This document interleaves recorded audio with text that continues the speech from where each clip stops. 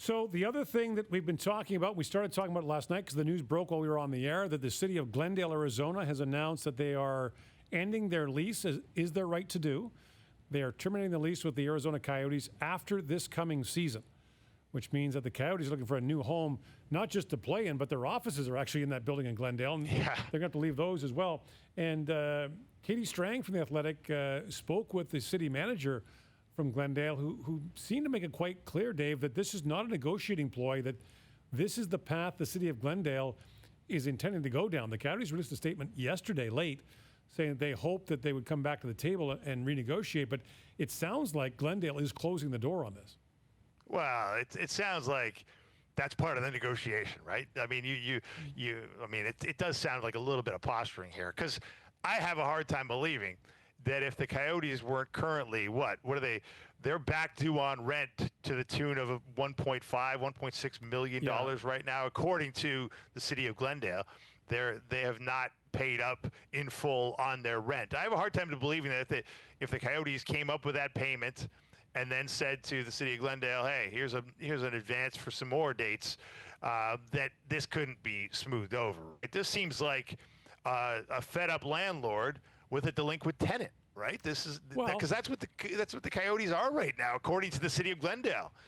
And the Coyotes keep saying that their future is in Arizona, but not there. Right. So they are saying, and the commissioner, as has the commissioner, right? The commissioner of the league has come out and said, I think as recently as March of this year, Gary Bettman has come out and said Glendale is not a feasible financial situation for an NHL franchise, right? Which is a pretty good slap in the face to the city of Glendale. So I'm your tenant, I'm behind on the rent, and I'm saying I can't wait to find somewhere else to live. I think you're putting my bags on the street. Well, that's certainly the move they've made here, right? I mean, now they're also saying, yeah, but you can stay one more year, which isn't exactly an eviction notice, right? But they do have the notification is by December 31st. So, So they couldn't kick them out for this season. They've given fair enough. The requisite notice for next year. That the problem with this is, for me, is that this keeps raising the hopes of people in Quebec City that they're getting a team. Yeah. And I just don't see it.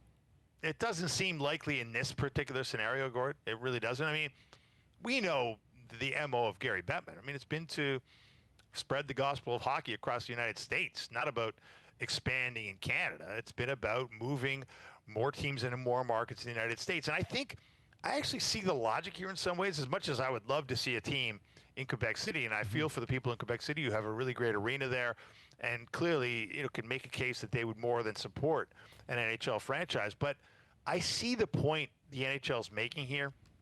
I mean, I don't see Glendale's never going to work. We've come to that conclusion. We understand that this is the end of hockey in Glendale. Let's hope it is, if you care about this league, because it just can't work there. We've proven that. We don't need any more information on that subject. But I don't think it's fair to say that there's no feasible way for hockey to work in Phoenix, because the greater Phoenix area is much bigger than the city of Glendale, as you and I both know, Gord. The greater Phoenix area, I think, has a demographic and a market size and an enthusiastic sports fan base that I think would make hockey work if the arena was appealing, if the location worked. I think it could be a Las Vegas-esque situation where you could get a really great fan base that would be more than happy to support a team. But here we go with the old, where are they going to play and where is the arena going to be? And we know the current owner of the Coyotes has talked about a piece of public land in Tempe, Arizona, which would be in the right part of town.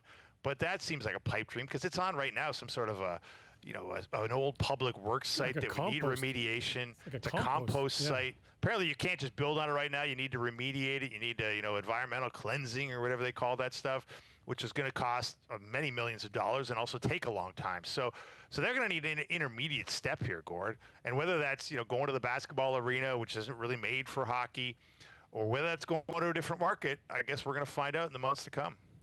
Can't wait to talk about this all season long. It's going to be great. It feels like there was a moment there. I mean, how many years ago was that? When there was Coyotes talk was nonstop, right? That was one of the great sagas of this league, and it was one of those wake me up when it's over kind of sagas, right? Are they going to move? Are they going to stay? Show me the moving van, or let's not discuss it. But that's kind of where I am with this, right? I mean, Except- do we really care about the Arizona Coyotes? well, I mean, the players who play there probably care. No, I understand. No, look, I feel for the players that play there, but I mean, unless they're moving to Quebec City, or they're coming, or the scenario you used to get there yesterday, Gord, of will they be able, can they come to Scotiabank Arena and pay the Maple Leafs a big fee to be their Well, co-tenant? I didn't say them. I said a team that wanted to do that. I think that the roadmap would be you're not going to force feed it to the Leafs. You're not going to force the Leafs to do it. No. You gotta entice them to. You gotta say here's a lot of cash and increased revenue streams to come, and this is how we'll do it. Now yeah. So I mean, it's funny you talk about Vegas though, because people say, well, hockey in the desert can work. It worked in Vegas. A couple of differences. Number one, they were the first pro team in Vegas. Yeah. Phoenix is a 4-team market, and you could argue it's actually a 6 to 7 team market with Arizona State there. Arizona State football, Arizona State basketball, Arizona State baseball are all big sports there as well. Vegas, to start, had the stage to itself. Now the Raiders. That is a great point. Now the Raiders are there. 4-team markets are really tough.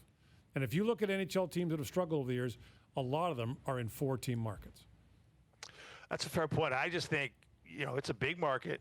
It's got the demographic. Like, I mean, there's been a lot of interesting information. If you've looked over the years at the demographic size, the amount of youth hockey that's being played there, obviously we've got the best product of that youth hockey that's ever been created in Austin Matthews playing in Toronto, and he could preach from the gospel of how hockey has a hardcore following in that city, and how it could support a team if the rink was in the right spot. There's enough money, there's enough of a base there, I think, to support a team. Now, and I think the NHL feels that too, which is why they've spent this much time and effort in trying to keep the Coyotes where they are, if not in Glendale, then in the greater Phoenix area. But look, I'm with you. Like, this is kind of a wake me up when it's over type of story for a lot of hockey fans, and I don't blame people for not wanting to follow the nitty gritty of it.